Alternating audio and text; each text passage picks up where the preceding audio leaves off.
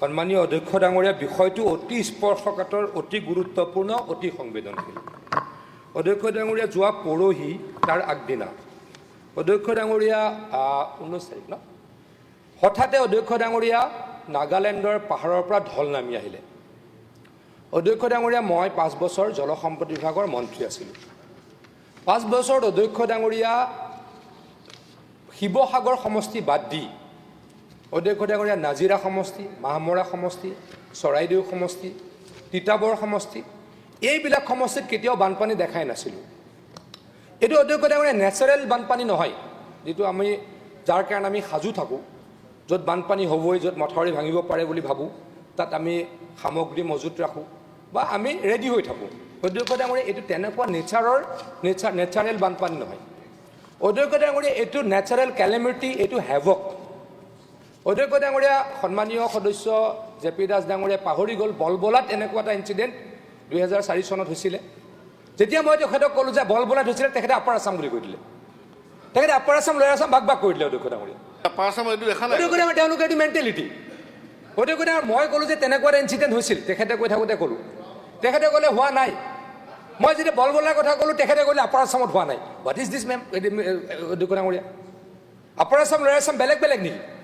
অন্ততঃ কংগ্ৰেছ দলৰ তৰফৰ পৰা য'ত লয়াৰ আছামৰ বিধায়কে 19-18 জন, অধ্যক্ষ ডাঙৰীয়া, লেট মি ফিনিছ, য'ত আপাৰ আছামৰ পৰা বিধায়ক এজন কংগ্ৰেছ দলৰ, বাকী 18 জন লয়াৰ আছামৰ বিধায়ক, তেখেতলোকৰ মুখৰ পৰা আহিব নালাগে যে আপাৰ আছামত এনেকুৱা হোৱা নাছিল, লয়াৰ আছামতে হৈছিল। গতিকে স্পেচিয়েল আপাৰ আছামৰ কাৰণে কিবা কৰিব লাগে, আমি সকলোৰে কাৰণে কৰিম, সকলোৰে কাৰণে কৰিম। অধ্যক্ষ ডাঙৰীয়া, অধ্যক্ষ ডাঙৰীয়া, ৱাটাৰ ৰিচোৰ্চৰ মথাউৰি 3টা বা 4টাহে ভাঙিছে। এই প্ৰচণ্ড নেচাৰেল কেলেমিটিত, প্ৰাকৃতিক দুৰ্যোগত মথাউৰি ভাঙা নাই। অধ্যক্ষ ডাঙৰীয়া, কি হৈছে? অধ্যক্ষ ডাঙৰীয়া, অভাৰটপ হৈছে। মথাউৰি 3 মিটাৰ, 4 মিটাৰ, 5 মিটাৰ ওপৰলৈকে পানী গৈছে। অধ্যক্ষ ডাঙৰীয়া, এই যেতিয়া হঠাৎ বানপানী হ'ল, বানপানী আচলতে প্ৰাকৃতিক দুৰ্যোগ, প্ৰবল বানপানী হ'ল, কোনো সাজু থাকে নাছিলে। অধ্যক্ষ ডাঙৰীয়া, মই কৈছোঁ অধ্যক্ষ ডাঙৰীয়া, যোৱা 60 বছৰ কেতিয়াও হোৱাই নাই, কোন সাজু হৈ থাকিব? নেচাৰেলি ইমান বানপানী তাত নহয়, কোন সাজু হৈ থাকিব? অধ্যক্ষ ডাঙৰীয়া, বলবলাত যেতিয়া প্ৰায় 400 মানুহ মৰিছিল, কোনোবা সাজু হৈ আছিল নেকি? আমাৰ গোৱালপাৰা বিধায়কসকল ইয়াত আছে।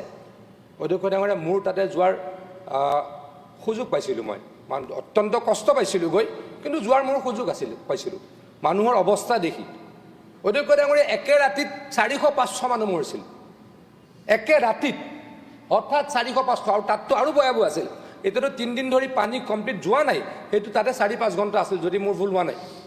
গোৱালপাৰা বিধায়ক ডাঙৰীয়া হয়নে? 4-5 ঘণ্টাই পানী আছিল, একে মানুহ অধ্যক্ষ ডাঙৰীয়া উটাই লৈ গুচি গৈছিল।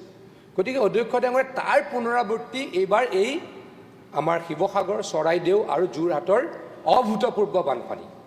অধ্যক্ষ ডাঙৰীয়া, মই আকৌ কৈছোঁ, এইটো যিহেতু নেচাৰেল বানপানী নহয়, গতিকে আমাৰ সাজু হৈ থকাৰ কোনো কথা নাছিলে।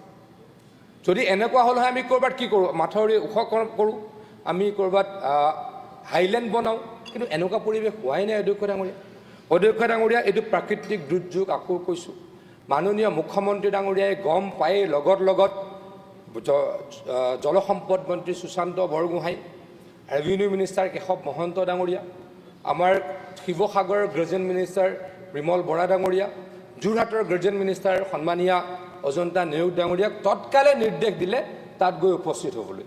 অধ্যক্ষ ডাঙৰীয়া, মই দৃঢ়তাৰে ক'ব পাৰোঁ, ছেম ডে আবেলি 3-4 ঘণ্টাৰ ভিতৰত সকলো তাতে উপস্থিত হৈছে। অধ্যক্ষ ডাঙৰীয়া, এটা কথাটো মই আকৌ কৈছোঁ, বলবলাৰ ইনচিডেণ্টটো কংগ্ৰেছৰ বিধায়কসকলে আমাতকৈ বেছি জানিব, কাৰণ তেখেতলোক এই অঞ্চলৰে মেক্সিমাম। হঠাৎ অধ্যক্ষ ডাঙৰীয়া, তাতো হৈছে এটা কি আছিল, তাত 4-5 ঘণ্টাই পানী আছিলে, কিন্তু ইয়াত অধ্যক্ষ ডাঙৰীয়া পানী লাহে লাহে ওলাই গৈ আছে।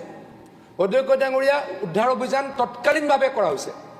নেক্সট ডে'ৰ পৰাই, 20 তাৰিখৰ পৰাই তাতে 3-4খন হেলিকপ্টাৰে মানুহ ৰেস্কিউ কৰিবলৈকে চেষ্টা কৰিছে।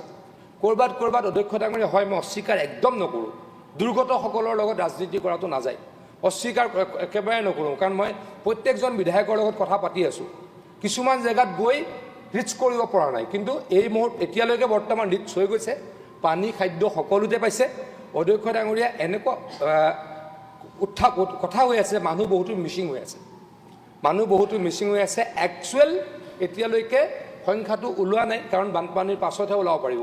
কিন্তু অধ্যক্ষ ডাঙৰীয়া, মই অস্বীকাৰ একদমেই নকৰোঁ, ৰাজনীতিৰ কথা একদমেই নকৰোঁ এইটো আননেচাৰেল এটা বানপানী আৰু অসমত বহুত দিনৰ পাছত হৈছে মোৰ বোধেৰে বল বলাৰ পাছত এইটো ইনসিডেন্ট হৈছে গতিকে অধ্যক্ষ ডাঙৰীয়া মুখ্যমন্ত্ৰী ডাঙৰীয়া অতি সচেতন কালি আবেলিয়ে মুখ্যমন্ত্ৰী ডাঙৰীয়া গুৱাহাটীলৈকে আহিয়ে তেখেতে বাই ৰোড তেখেতে আপাৰ আসামলৈকে গৈছে এই মুহূৰ্তত চাগে তেখেতে যোৰহাট বা শিৱসাগৰৰ কোনোবা জেগাত বাহৰ পাতিছে বা পৰ্যবেক্ষণ কৰিছে অধ্যক্ষ ডাঙৰীয়া আমি মুখ্যমন্ত্ৰী ডাঙৰীয়া আমাক নিৰ্দেশ দিলে যে সকলো আমাৰ সেই অঞ্চলৰ সকলো বিধায়কক যাতে এনি টাইম 24 আৱাৰ্ছ 24/7 দুৰ্গতসকলক সহায় কৰাৰ কাৰণে লাগিব লাগে আৰু তেখেতলোকক আমাৰ ফালৰ পৰা ক'লো যে বিধানসভালৈকে তেওঁলোক আহিব নালাগে অধ্যক্ষ ডাঙৰীয়া আজি যোৰহাট শিৱসাগৰ আৰু চৰাইদেউৰ এগৰাকী বিধায়ক ইয়াতে অহা নাই গতিকে অধ্যক্ষ ডাঙৰীয়া আমি অত্যন্ত সিৰিয়াছ এই কথাটো অত্যন্ত সিৰিয়াছ অধ্যক্ষ ডাঙৰীয়া ইয়াতকৈ কি আলোচনা কৰিব লগা আছে এইটো আননেচাৰেল এটা হেভক এইটো অধ্যক্ষ ডাঙৰীয়া প্ৰাকৃতিক দুৰ্যোগ মই আকৌ কৈছোঁ যদি এইটো যদি 3 ফুট 3 মিটাৰ তলত মথাউৰি যদি 3 মিটাৰ তলত পানী থাকিলে হয় বা নৰ্মেল ৰুটেৰে যদি বানপানী হ'ল হয় তেতিয়া চৰকাৰৰ ক'ৰবাত নহয় ক'ৰবাত দুখ থাকিলে বুলি মই ক'লোঁ হয় ৱাটাৰ ৰিচোৰ্চ ডিপাৰ্টমেণ্টে মোক নকৰিলে তমুক নকৰিলে ক'ব পৰা যায় অধ্যক্ষ ডাঙৰীয়া কিন্তু অধ্যক্ষ ডাঙৰীয়া এইটো আপুনি চাওক পাহাৰৰ যিকেইটা চেনেল নদীৰ পৰা পানী অহা নাই যেনিয়ে তেনিয়ে পানী আহিছে যেনিয়ে তেনিয়ে পানী আহিছে তাত চৰকাৰে কি কৰিব অধ্যক্ষ ডাঙৰীয়া নদী